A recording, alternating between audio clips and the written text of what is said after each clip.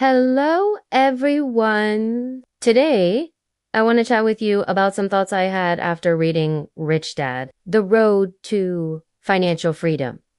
Now, this isn't going to be some complex financial report. Instead, I want to talk to you like a friend, sharing the moments in the book that really made me see things differently and turning them into small, practical steps we can all try in our daily lives. For me, this book isn't a manual on how to save money, nor is it a magic list of which stocks to buy. It's more like a special pair of glasses. Before putting them on, my view of the world was pretty standard: study hard, get a good job, work for a promotion, and use my salary to pay for everything: my house, my car, my food, and my fun. It sounds like a safe path, right?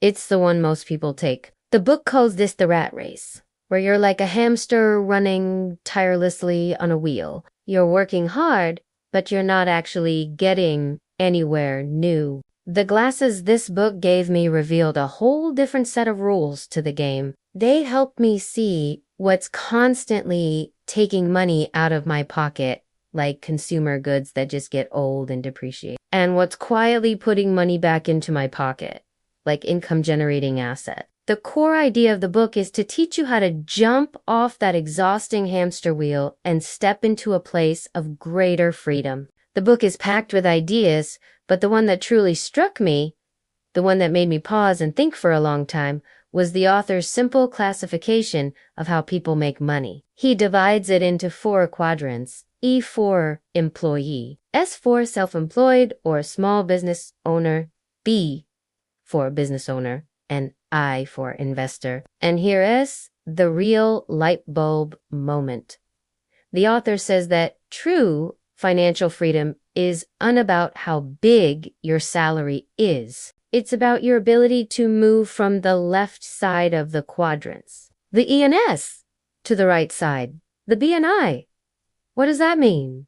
Let me break it down. As an employee or a self-employed person, your income is directly tied to your time and energy.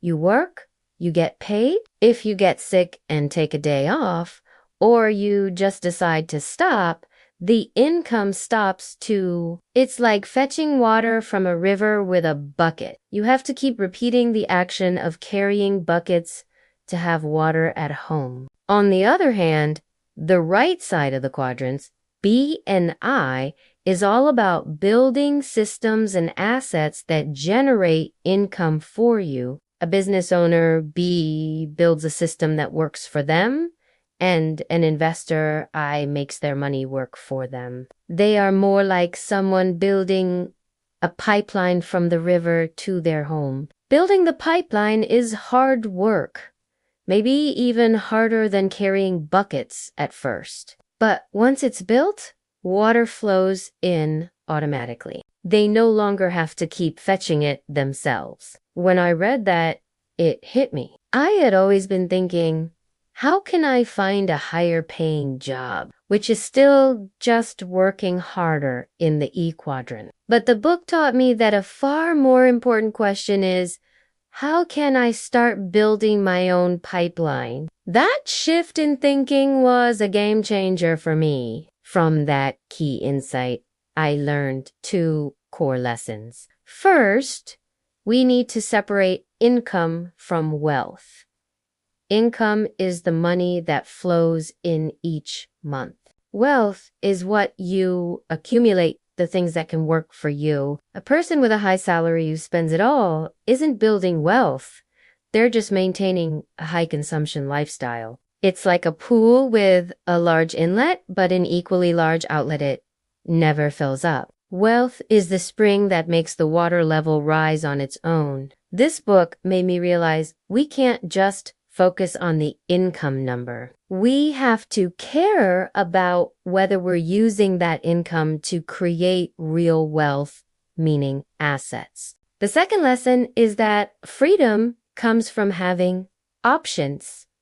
Why do we want financial freedom. It's not just to buy luxury goods. It is to have the power to say no and the time to do what we love. When your entire life depends on a paycheck from one job, you don't have many choices. You might be afraid to quit, afraid to take a risk on an interesting but uncertain opportunity. But when you build a steady income stream from your assets, you reclaim your power to choose. You can choose to take a lower paying job you're passionate about or spend more time with your family. This book showed me that the ultimate goal of pursuing wealth is actually pursuing this precious freedom of choice. Now, the ideas in the book are big, but we can start with small actions. Here are 3 little things we can do right away after finishing this book. First, let's divide our money into teams.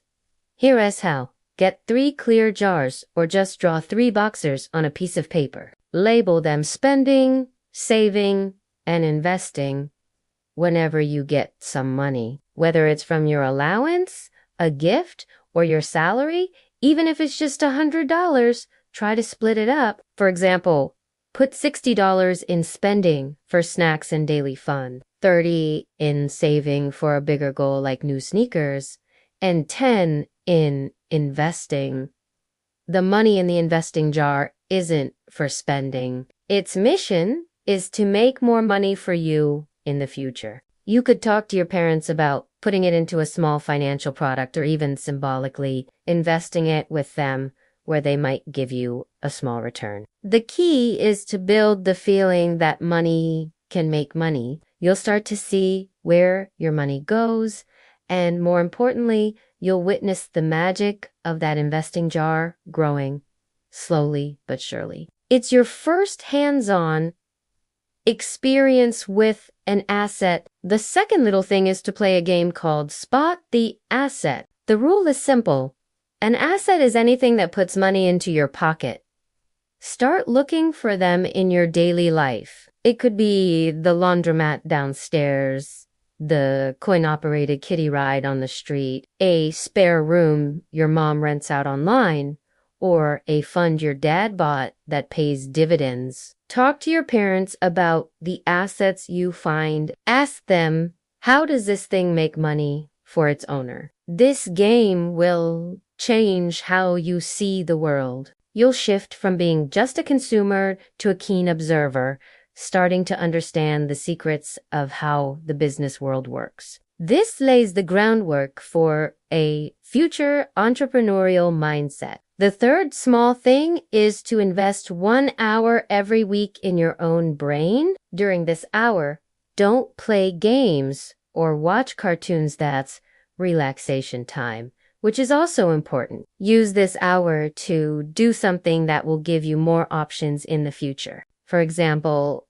learn the basics of a software you're interested in. Read a fun, popular science book, or watch a tutorial on crafting or cooking and actually try it. Make a note of what you learn, even if it's just a few sentences. Every little skill you acquire, every new piece of knowledge you gain is like depositing money into the most important asset you own, your brain. In the future, these accumulations could become your specialty or even the start of a career. You are investing in yourself. So, the greatest gift this book gave me wasn't a guarantee of getting rich, but a new pair of glasses and the courage to start small. The road to financial freedom is long, but we can put on those glasses today, see the direction clearly, and take that very first step. I hope my sharing helps you see that the wisdom in this book is few and far from our daily lives at all. Let's start by managing our money and our time